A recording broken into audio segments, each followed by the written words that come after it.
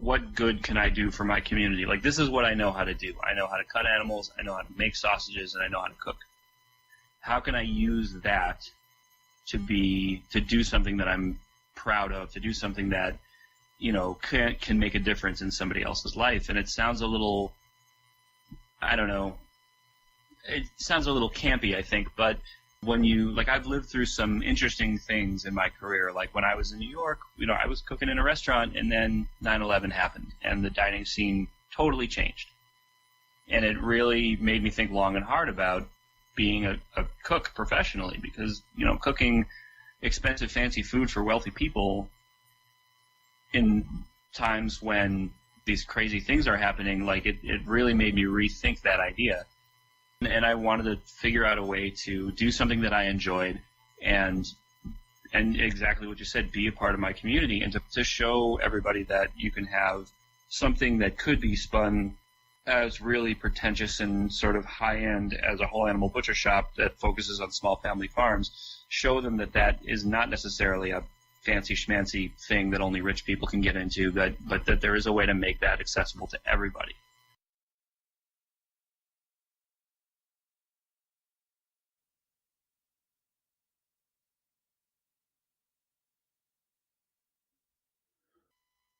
I'd love to hear your story of how you became a butcher, what it looked like as you first discovered it, and as you realized this was a compelling thing as you got deeper into it, and how all that unfolded for you. I know you have a culinary background. Also, additionally, how the setting came to be Chicago for you, and why that setting. There's obviously this legacy of the Chicago stockyards. Carl Sandburg called Chicago the hog butcher for the world. And here you are in the 21st century as a hog butcher in Chicago. And I'm curious what kind of influence the history of the Chicago stockyards had on you as you were uncovering butchery for yourself over the last 20 years or however long you've been working at it. So, like you said, I come from a more culinary background. At some point I thought I was going to open a fine dining restaurant, and that went away. Just the more I got into food and restaurants and developed my own style of how I like to cook, I got away from the idea of fine dining. I got into butchering because I had an interest in cured meats and sausage making and that kind of thing. And at the time, this was, 2003, it wasn't really very popular. There wasn't a lot of people, there weren't charcuterie boards on everybody's menu. There wasn't everybody trying to make this stuff. There was no Induja artisans. There was no Olympic provisions. There was, none of this stuff was around, and there weren't a lot of resources. So I got Paul Bertoli's book, Cooking by Hand, the one sort of volume of culinary literature that's influenced my career the most. And I read it cover to cover, and I read the whole hog section, hundreds and hundreds of times. My wife used to joke that I kept the copy under my pillow at night, not too next to my pillow at night. Mm-hmm. But in his book, he talked about the way you did it in the old country, for generations, and it was a matter of survival. You were poor, you had 2 pigs, and you needed them to get through the year. So Norchino would come to your town, and it'd be, you and your dad and your uncles and your cousins, and everybody would be there. And you'd kill a couple of pigs, and you would make sausages, and you would make hams, and you would make pancetta, and you would use the blood, and you would, everything got used. And I don't know that I realized how deeply that sunk in when I read it all those times, but I did know that it made me want to start with a whole pig. So I was working at a restaurant. I was a sous chef. We were really busy. I worked my tail off, and the chef at the time, a guy named Dean Zanella, rewarded me with a holiday gift that was a 300-pound hog from a little family farm in Illinois. It was enormous. He just rolled it in. It was whole, and he said, "Do whatever you want." And it's like, let's cook the ribs for staff meal. Otherwise, do whatever you want. And by which he meant, if you want to try curing stuff, great. If it fails, then that's just the nature of the game. Like, we need to learn somehow. And he was very encouraging. You know, we made a lot of different things. Some of it worked out beautifully. Some of it failed miserably. But I learned a ton. I remember very vividly butchering this first hog, and I did not do a very good job. I just didn't, you know, like I had been to culinary school, but, you know as well as anybody that you don't learn a lot about butchering in culinary school. Yeah. Did you were you using just a knife at that time, or did you have a handsaw? I was just using a knife. I didn't have a saw. I hadn't done anything close to butchering a carcass since school. And I was lucky. When I was in culinary school, I worked with a guy named Thomas Schneller. And Tom is amazing. You should look him up on like Facebook or whatever. He's a great resource to have. He's very open to answering questions, and he's like a 5th generation butcher or something. He's an amazing guy. Okay. But he was limited to what the school would let him do. So we saw him break down halves, and we saw him break down like a quarter of veal and some other things, and it was cool. But it wasn't enough to for me to go into breaking down this hog with any real. I tried to approach it logically, and I know that I didn't do a very good job, but it could have been a lot worse. Yeah. And yeah, no sauce, so that was challenging. Mm-hmm. But yeah, like after that, I started making pancetta for the restaurant, All Thames Italian restaurant. So we went through a ton of pancetta, and Chef was like, "Well, you should just make it from now on," and that was cool. And we always had fresh sausages on the menu, and we did a lot of interesting things, and it just made me want to keep going. So when we opened Motto, the idea was that we would only buy from small family farms, at least as much as we could, and that goes the whole menu, not just animals. So the only animals we weren't breaking was beef. We had a tiny amount of space. Yeah. And that's why we cooked so much offal, because we would talk to the farmers and say, what do you have that nobody else wants? And they would sell us hearts and livers and tongues and all that stuff, and we had to learn how to cook them. And, it was cool. It was not a lot of people doing that stuff, but we were breaking at least one hog every week, and the whole lamb every week, and rabbits, chickens, and ducks, and all kinds of things. And that's where the reputation for that sort of thing started. We started doing the classes, and that was cool. It meant we didn't have to cook Sunday brunch anymore, because we do 2 classes a month, and that was more than 4 Sundays worth of brunch. So that was great. Yeah. So it was a good money maker. It was, yeah. It was great for a lot of reasons. One, because people were super interested. It was cool to see how many people wanted to come out on a Sunday morning to watch a guy cut up a pig. We didn't feed anybody. We pour you a glass of water if you wanted, but it wasn't like a big event. It was just watching me butcher a hog. You got to take a little meat home with you. And for me, I got some work done. Like I would butcher my hogs on Sunday morning, so that week I didn't have to come in extra early on a Thursday, and that was cool. Yeah. It's like killing 2 birds with 1 stone there, right? Exactly. Yeah, it worked out pretty well. And, the restaurant had a lot of issues, kind of behind-the-scenes issues that, that's a subject for another podcast. But, the cool thing is that it really kind of cemented our reputation in the city, and not necessarily as butchers. I mean, that was a thing, but also as people who cared a whole lot about where their product was coming from, and really considering the relationship between a chef or a cook or a regular person and the source of their food. And that was the thing that was more important to me than being a whole animal butcher or any of this other stuff, was that connection.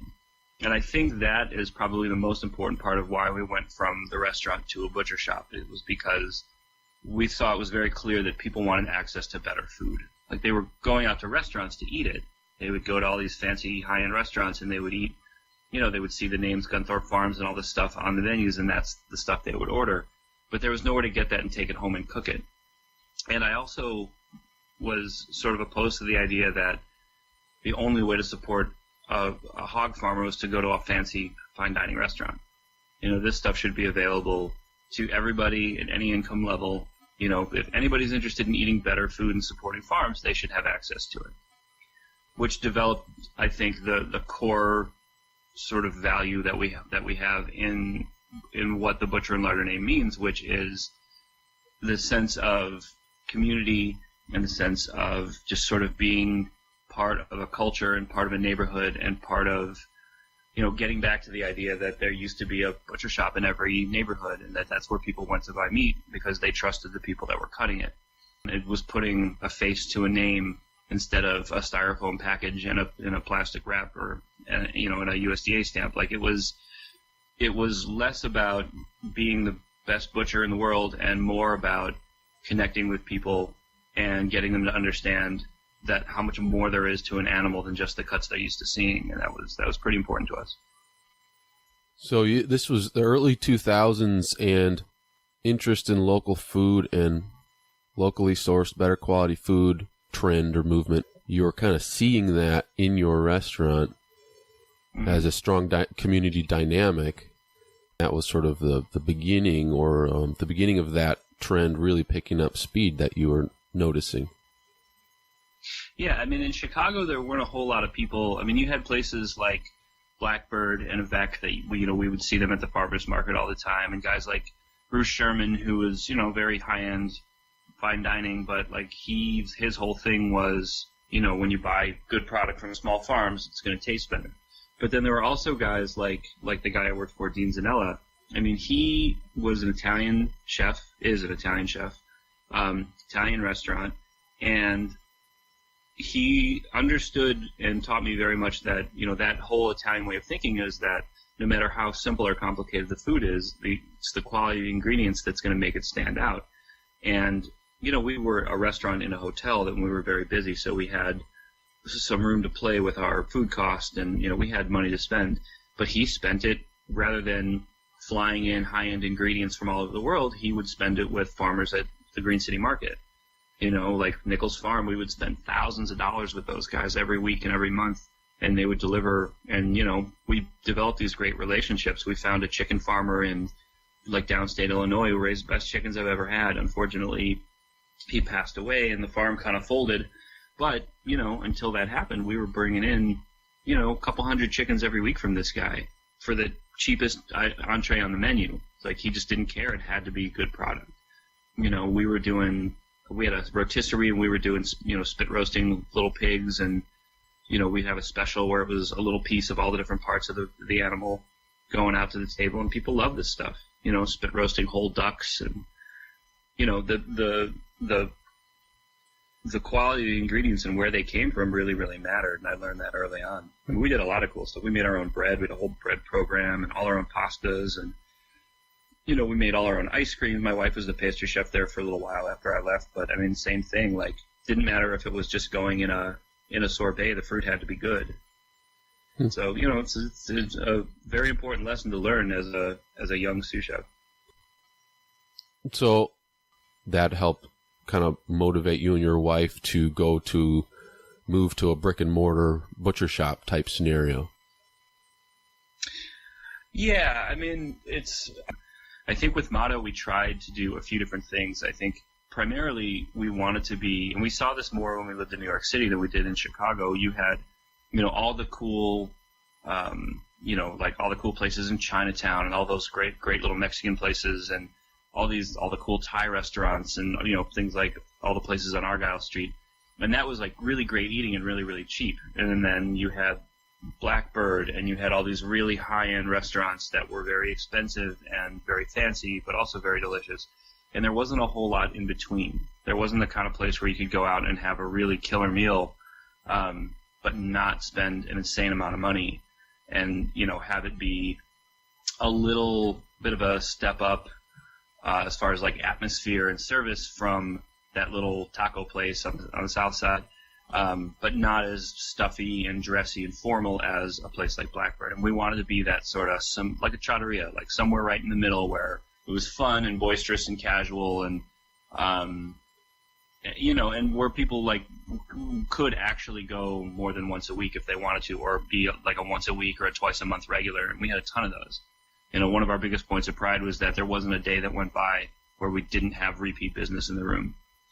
And that's really what we wanted, was we wanted to have our regulars, and we wanted to be nestled into that community, and people kept coming back because they loved the food and they loved the idea of the place. It wasn't just, I had that one dish. It was, I love being here, I love the service, I love how you guys operate, and, it's fun to see all these great ingredients. And, the thing that led the way with that whole idea was the whole animal butchering program and all the sausage making and all that stuff that we were doing, because not a whole lot of people were doing it at the time. So when we had to close the restaurant, we were like, well, this is what our reputation is sort of heavily rooted in.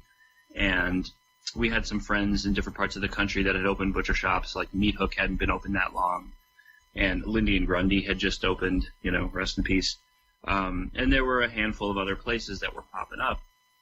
And we thought, well, why not do it in Chicago? There isn't a butcher shop here that is specifically working with whole animals and small family farms and sustainability and that kind of thing.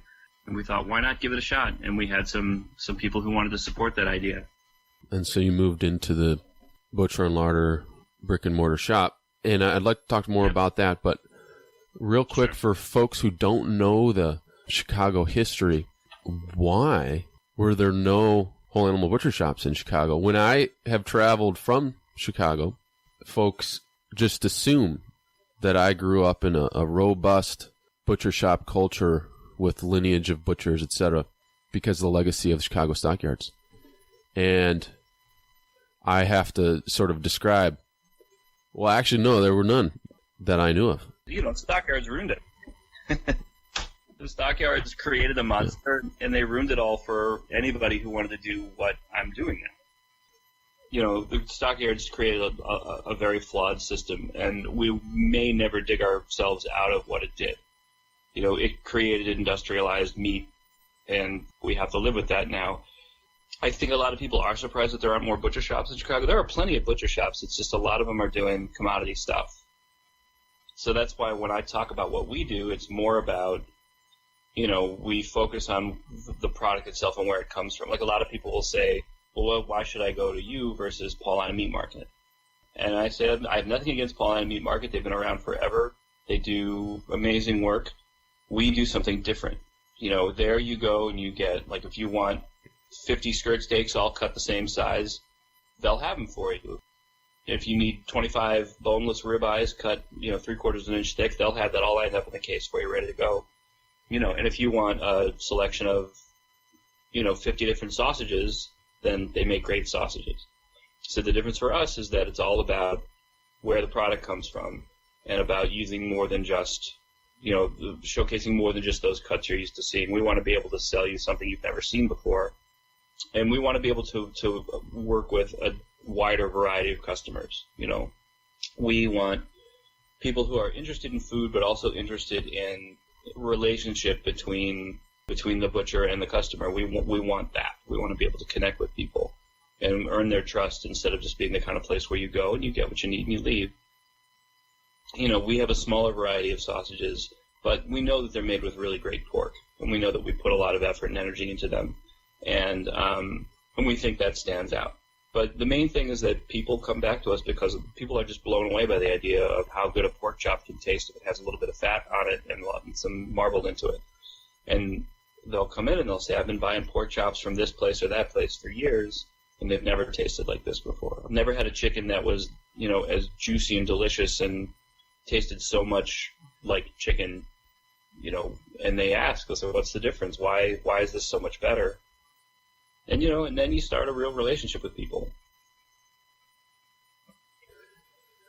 So tell us about, as you open the doors to the brick and mortar Butcher and Larder butcher shop, what it looked like in its inception in the first couple of years and how that has changed, or how it may look the same or different in 2018 now.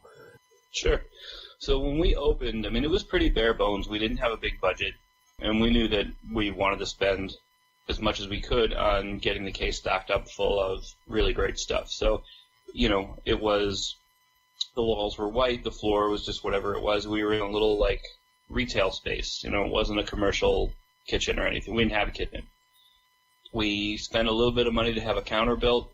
There was a small counter in front and a 4-foot case and then a long counter down the side. We thought we would try and have a sandwich every day or something, and if people wanted somewhere to stand and eat, they'd have a counter to stand at. And that was about it. I mean, we had a butcher block table, an 8-foot butcher block table, which we still have, and we got secondhand. We got a bandsaw. We got a nice big Hobart grinder, and that was really about it. Eventually, we had for the first probably 3 years, we had a 15-pound hand stuffer, hand crank sausage stuffer. We didn't have any we didn't have a pneumatic stuffer or anything like that. And, in a walk-in cooler, it was a big step up from Motto's walk-in cooler, but it was, it was like 7x9 or something. It was not big. And the pressure was, animals come in on Wednesday and they have to be gone by Tuesday so that we have room for more. And we pretty much did that. We had a great crew. The opening staff was the restaurant staff, the kitchen staff. It was, me, my wife was kind of working on the business end of things. And then my sous chef and our other cook and our dishwasher all came over with us. And, they didn't really know a whole lot about butchering when we opened. So I was cutting, I think the first few months we would get a half a beef, 2 pigs, and a lamb. And I was cutting everything.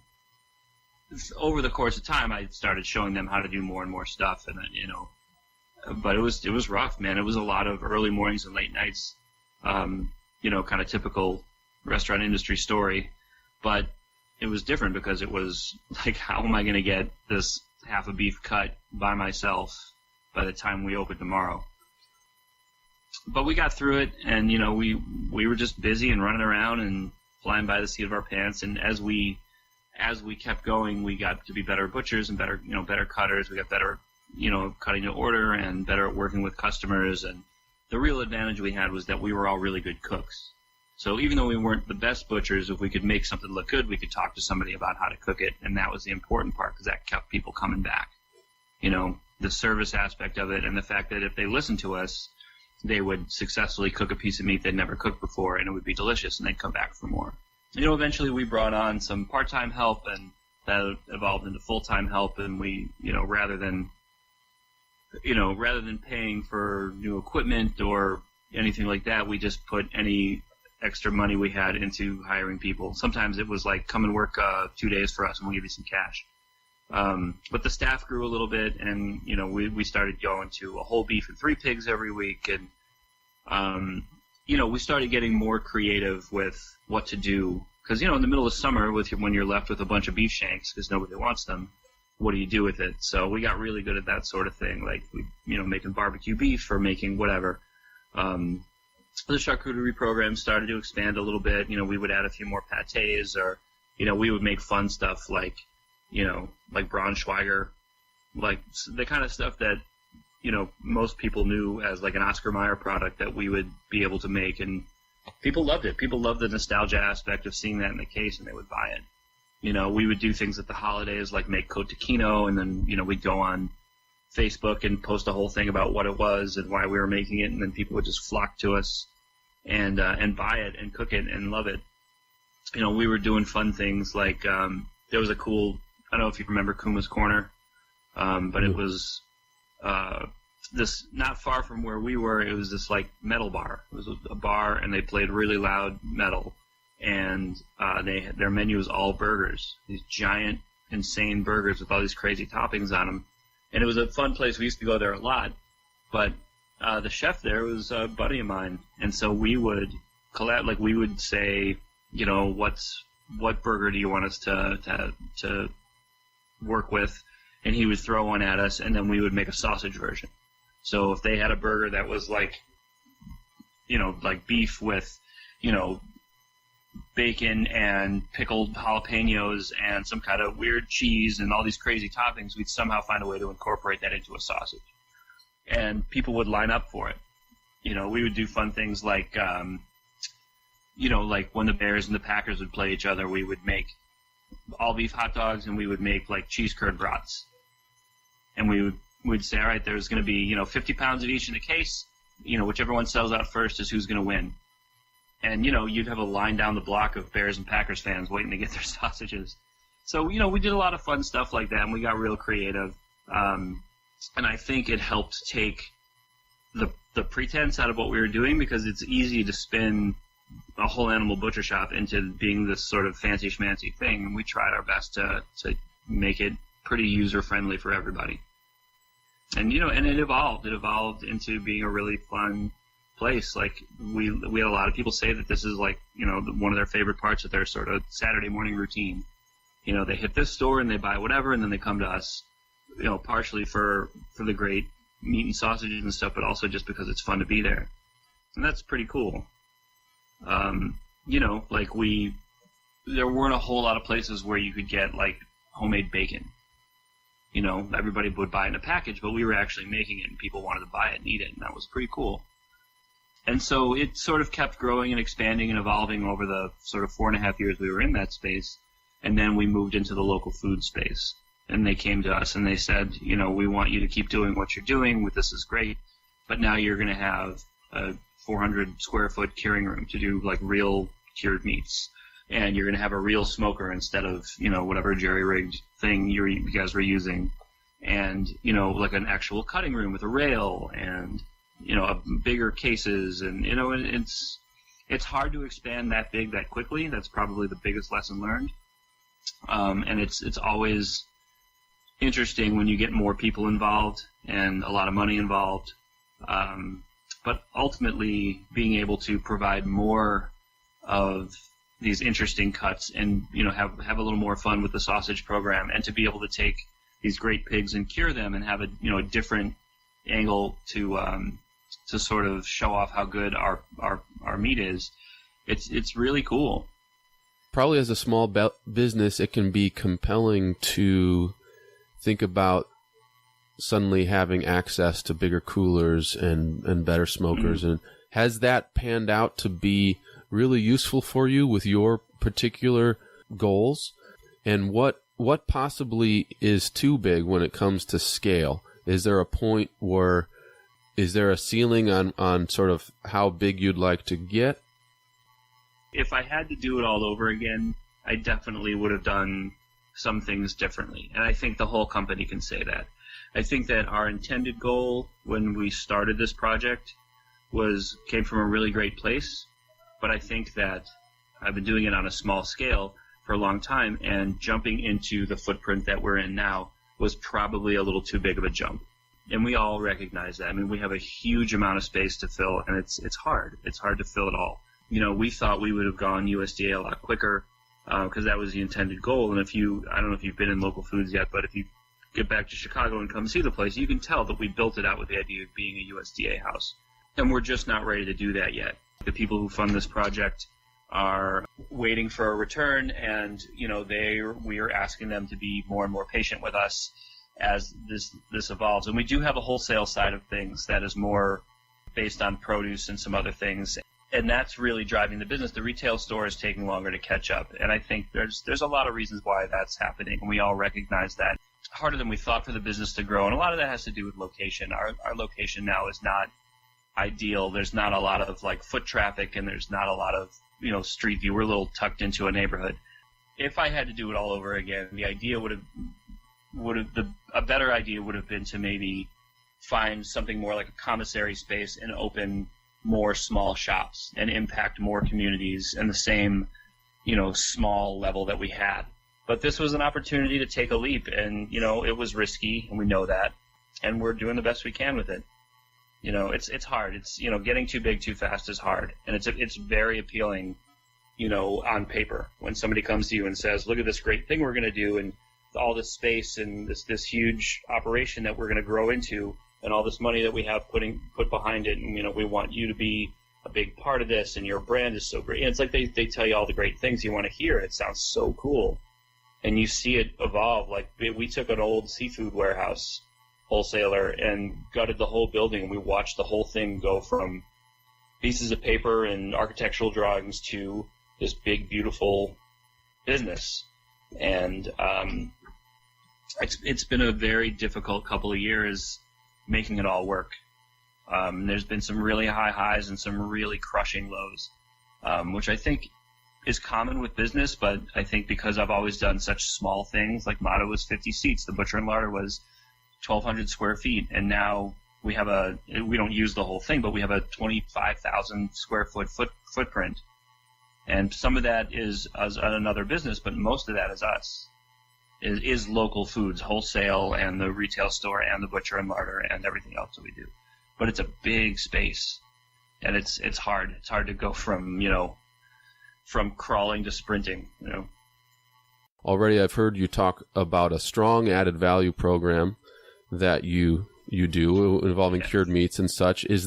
Would you say that's the crux of what helps you make margin, or is there something else? Cured meats is one thing. I do that because I'm pretty good at it, but also because I really enjoy the process and my customers really like the end product. That's a hard one because a lot of times stuff gets caught up in inventory. Like you cure a whole ham and it's sitting there not making you any money for a year and a half. But I think the other value-added things, like sausage, fresh sausages, certainly, you got to do that. That's a great way to use up whatever kind of product you have lying around that you can grind and you can turn into something really cool. But also things that are great everyday products for your customers. Like we make bolognese, and we make it by the gallon, and we pack it up in these little flat packages that you can stack up in your freezer. And like we have a ton of regulars who come in week after week, and they get 2 or 3 of those to keep in their fridge or their freezer. And and they want to always have it. I always have it in my fridge. I don't like my kid loves it, my wife likes it. It's like it's a great go-to easy dinner. And having those kind of dependable, reliable, it's like that little thing where it's like, well, I don't need a big steak this week, but if I go into the butcher shop, then I can get like a chicken to cook tonight, and then I can get a bolognese or a pork ragu to keep in the freezer for next week when my wife's out of town, or whatever the situation is. It's those kinds of things, and having things like eggs and butter and stuff that make it worthwhile for people to make that one trip in and know that they're getting not just butter, but really great butter and really great eggs. And like being able to have enough user-friendly, it's Jimmy, a guy who's worked for me forever, who's a phenomenal butcher and a great retail guy. He calls them the point-and-click items. It's like you can look at all the cool stuff in the case, but then while you're looking at that, you can be like, and I also, I need eggs, I need butter, I need a pack of bacon, I need this, I need that. And then the cool thing I'm going to get is that bavette, because I've never had it before. That's a pretty great way to keep your margins good.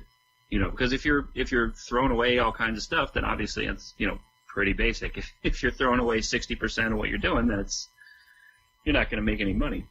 The other thing is, and I think this is really important, is if you're a really good butcher and you're really good at selling cuts of meat to people, that's great. But if you don't know how to run a business, if you don't know the business end of things, the sitting in front of a computer kind of things, then don't try to do that yourself, because there's nothing worse than doing that learning on the job. Find a good accountant, or find somebody who can be a regular part of your day-to-day, who can advise you or set you up to make sure that the business end of things is good. I mean, like, you don't have to get super detailed, but know what a yield test is and be able to figure out, like, well, if I cut a whole beef, this is how much sellable product I have, and this is how much usable trim I have, and this is how much I'm throwing away. And calculate the value of what you're throwing away and figure out how to minimize that number, and figure out how to maximize the number of like easy usable stuff you have. We learned at one point that the people who were buying big, beautiful bone-in ribeyes weren't the people who were cost conscious. So if we had to raise the price on those to make up some margin dollars, then nobody noticed. Like, going from 23 a pound to 25 a pound on a bone-in ribeye, nobody noticed. But going from $5 a pound to $6 a pound on ground beef, people noticed. People are understanding, but people notice that. So you have to figure out places where, like, you can't be afraid to charge what a product is worth, and then consider who's buying this product. Like something like cured meats. Like if I'm making culatello, I'm not afraid to charge a lot of money for it, because people who are coming and seeking out something like culatello know what they're getting into. But if some kid who goes to DePaul and just watched the Michael Pollan series on Netflix wants to eat better food, I need to have something that is delicious and affordable in the case for them. So I can make up my margins in different places, and I can keep margins on certain cuts reasonable. And when you find that balance, it helps you. It really helps you keep your margins in line, because it's hard. I mean, no matter what you do, you're never going to have great margins on meat. And the hardest part about a butcher shop that people don't realize going into it when you open a retail store is, you want to have people who can cut animals well with good yield, and people who can sell it, and somebody who can make great value-added products, and somebody who can make killer sausages. But, if you're hiring 6 people to run a 1,200 square foot butcher shop that goes through, a small amount of meat with a 4-foot case, you're going to spend so much on overhead that you're not going to make any money, because people don't want to work for free, and they don't want to work for minimum wage, and they shouldn't have to. So that's the hardest part, is that whole balance of how can we make all this great product with as few people as we can. And you have to hope that if you do that successfully, then you can expand and broaden what you're doing so that you can hire more people but still have the number of customers, the amount of product to balance it all out, so that your margins are still good. It's like, I hate it. I love that people want to come stage with me, but I hate not being able to pay them for their time. So we send them home with, a bunch of product, so that they at least get something out of it. Like, we always feed stages, and we always make sure they go home with some fun stuff to play with. In a perfect world, if you come and stage with us, then, you're hired for the day. And, if we wind up hiring you, then we'll pay you as well as we can. But it's not always the real world in this business, whether it's kitchens or butcher shops. It sounds like your ability to connect with your neighborhood and your community has been a big reason why you've been successful. Yeah, I think that's exactly right. And I think that, there was a point in my career, like when early on in the butcher shop's history, where I had to choose whether or not the whole idea of cutting animals and breaking carcasses was what I really was into, or if that was just a means to an end. Not really a means to an end, but if that was just sort of my vehicle to accomplish a greater goal. And I think that that's the case. I think that, some guys decide that they're really into cutting and going from, like a restaurant kitchen where you're portioning steaks to going into a USDA house and doing a lot of really serious breaking. And I think that's cool. I just think that I realized early on that while I do enjoy the craft of butchering and cutting animals, and turning them into things, it's more about, what good can I do for my community? Like, this is what I know how to do. I know how to cut animals, I know how to make sausages, and I know how to cook. How can I use that to do something that I'm proud of, to do something that, can make a difference in somebody else's life? And it sounds a little, I don't know, it sounds a little campy, I think, but when you, like, I've lived through some interesting things in my career. Like, when I was in New York, I was cooking in a restaurant, and then 9/11 happened, and the dining scene totally changed. And it really made me think long and hard about being a cook professionally, because, cooking expensive, fancy food for wealthy people in times when, these crazy things are happening, like, it really made me rethink that idea. And I wanted to figure out a way to do something that I enjoyed, and exactly what you said, be a part of my community, and to show everybody that you can have something that could be spun as really pretentious and sort of high-end as a whole animal butcher shop that focuses on small family farms, show them that is not necessarily a fancy schmancy thing that only rich people can get into, but that there is a way to make that accessible to everybody. And I think location at the time was a big part of that, because we weren't in a very happening part of town, which benefited us because our rent was low. But there were a lot of people who lived around there, and there were a lot of people of varying income levels who lived around there, and they all came in. And then, at some point, we had people coming in from the suburbs, and we had, we're something of a destination spot on the weekends, but we did have our after-work customers. And we did have our everyday walking by customers, and and that was really cool. And it was very definitely like a conscious choice to focus a little bit less on the this is how great a butcher I am and more on the this is how much I have to offer anybody who comes into the store. And it got people really interested in paying attention to where I mean, you know, since we opened, there have been other butcher shops. Not a ton, which is weird for Chicago, especially as rapidly as the food scene is growing, but not a lot of people have done this. But you have places like Carnivore and Oak Park, and, you know, Public and Quality certainly is the name that jumps out at most. They all think we're rivals. When Paul announced he was opening Public and Quality, everybody came to me and they're like, "You must be so mad." I said, "No, I'm thrilled." You know, like, I think it's great. I hope a bunch of more people open shops that focus on using really great product and doing really cool stuff like that, because then, you know, that's pushing the food system in the right direction. You know, if one butcher shop opens and buys 1 beef and 2 pigs a week, it's not making a huge impact on the farmer. You know, 10 butcher shops open and they're all buying 1 to 3 beef and 2 to 5 pigs a week, then suddenly you're starting to see farmers doing better, and you're starting to see more people in your city buying better product and spending their money in a way that more directly affects their neighborhood and their community and the people who live there and the people who work there and the people who raise the food. And it's that much, it's, you know, exponentially less money being spent with big corporate food operations. It's less money going to Cargill and Conagra and all these companies. And that, you know, that's what you hope happens. You know, like, I hope that people go and try all these places and then come back to me because they like me the best. But that's how you stay in business.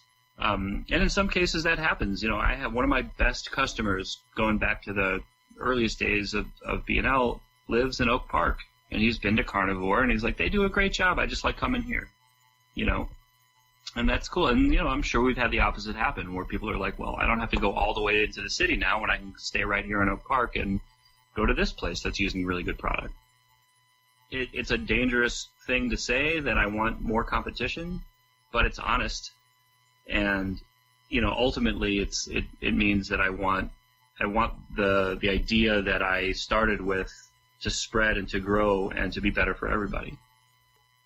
Well, I think the last question I'll ask is, when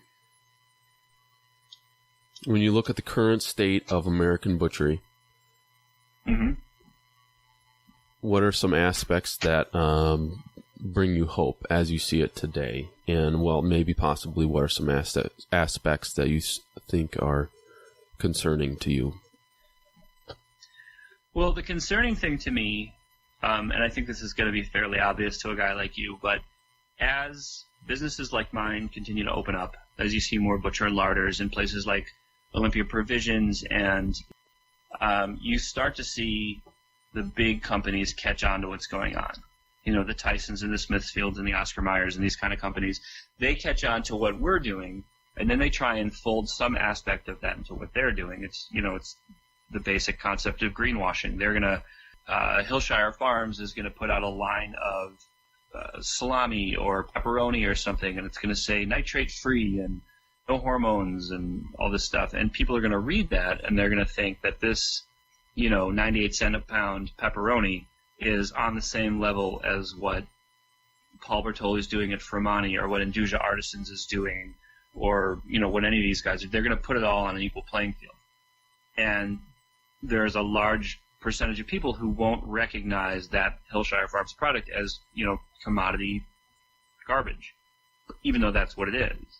And it doesn't belong on the same equal playing field as what Induja Artisans is doing, because they are sourcing better product and they are doing everything by hand, and they are, you know, it is a slow fermented, you know, slow aged product that has a ton of depth of flavor and a great mouthfeel. It's not just a supermarket product with all the right labels on it.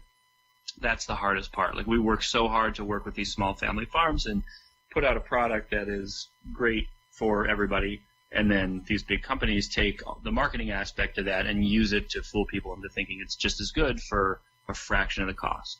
One of the hardest things for me is just the whole idea of chicken is a great example. Like, chicken has no perceived value. You go to a restaurant and chicken is always the cheapest entree. You go to the supermarket and you can get, you know, a 12-pack of gargantuan chicken breasts for, you know, $4. But good chicken is expensive and difficult to raise, and it costs a lot of money. And for me to put a chicken in my case that came from a small family farm that is unbelievably delicious and raised on pasture, and like I know the name of the farmer, we're buddies, we've hung out together, like it's everything that you want to be serving your family. But as a result of how it's raised, a 4-pound chicken costs $18. People see that and they think you're crazy to charge that much for chicken. Chicken's supposed to be cheap. That whole idea that food is supposed to be cheap, like the idea that your shoes can cost $400, but your dinner should be cheap. Like, that's a mixed up way of thinking. Like I just don't understand why people are so willing to pay so much money for certain things, but not for their food. It just doesn't make any sense to me. On the plus side, I am seeing, I met you before you really ever picked up a knife, right? And now look at what you're doing. It's amazing to see you go from trying to figure it all out to being, this isn't just me trying to be nice to you, but I'm seeing what you do online, and you're a far better cutter than I am. Like I see what you guys do, and as far as being butchers go, I couldn't hang.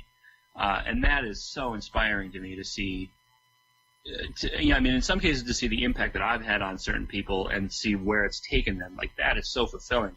But then to see the idea that I started in, back when I did, along with all these other people that were doing it on the very, very micro level, and seeing it start to get wider and wider, and seeing like now I know different farmers all over the country because of these connections. And a lot of it has to do with social media, but it's like I know that if I went to Georgia, there's 2 or 3 different farmers that I'd be really into trying their stuff. Or if I go back to Denver and I can eat Corner Post Meats pork again, 10 years I would have no idea the name of a farmer in Denver, but now I do. And that's cool that this information is spreading and that there are more people like us out there promoting this sort of thing and making these names more common. I know that if I have customers all the time who come into the store and they say, I hate to do it, but I'm leaving Chicago and I'm moving to, wherever. And they're like, what do I do? And I know that I can send them to somebody, and that there is another butcher, and there is, it's like, look for this farm and look for this butcher, or go to this restaurant, because you're going to get the stuff that you want to get. And knowing that kind of slowly, bit by bit, this network of people connecting people to their food is growing, like that's the ultimate goal, and that's really inspiring. And likewise, when I know that colleagues of mine all over the country they're like, oh, you're going to Chicago, you have to go see Rob at Butcher and Larder, and maybe you're not going to be able to cook while you're visiting, but get some charcuterie and take it back to your hotel or whatever. Like it's really cool how every city I go to now, whenever I get to travel, there is somebody there doing similar things to I am that want to show me what they're doing, and I want to see what they're doing, and it just makes the network stronger. The network is so amazing. I agree. Yeah. And growing. And I should mention, as I've mentioned in previous episodes, Rob, you were very influential on me when I was a young man, and I was a cleanup kid at Whole Foods, and I was aspiring to learn knife skills, aspiring to learn how to cut, and I was having a hard time getting to that point, learning that stuff in the Whole Foods setting, and it was when I started taking a couple of your classes that I really saw carcass butchery for the first time outside of YouTube videos. And I remember studying the way you honed your knife and trying to hone my knife exactly the same way you did. Just something so basic as that was really important for me to see someone such as yourself actually doing butchery work. And that's a big deal. I'm a much better pig butcher now than I was in those classes. Well, it just keeps getting that way, don't you think? Just a whole lifetime. Sure. Yeah. Rob, thanks so much for talking to me. Where can folks find you to ask you possibly more questions? How can folks contact you, and what might you like to plug? Is there anything you might like to plug before we close for the day? If you're in Chicago and you want to come by the store, we are, it's still the Butcher and Larder, but look up local foods. 1427 West Willow, or localfoods.com will get you there. We'd love to see you in the store. If you want to see the kind of things that I'm working on right now, then the best place to find that is on Instagram. We are at Butcher Larder, and I like to post some of the fun stuff that we're working on, and that's probably my favorite place to interact with people, is either via direct message or just, questions or comments on the posts that we put up. It really kind of showcases, like, I get into the nerdiness of Instagram a little bit with filters and things, so disregard that as me just being a weirdo. But if you see like some really beautiful pork or like a piece of cured meat or something, and you have questions, I field plenty of questions from people who are just interested in the process of meat curing or cutting or whatever, and I love it. I love the interaction of talking to people over a specific topic on a post. So yeah, take a look at our Instagram and see what's going on there, and feel free to reach out. I love responding to people. I think it's important to be accessible like that, but I also just really get a real thrill out of people who are actually interested in something that I have to say. So yeah, that's probably, those are the two best places. Come see us in the store or check out our Instagram. Great. And that's Rob Levitt with 2 T's, right? Levitt. That's correct. Okay. Hey, Rob, thanks so much. Now we got to get back to hanging out with our kids. My kids are waiting too. Absolutely. So, all right, man. More power to you. Thank you for talking.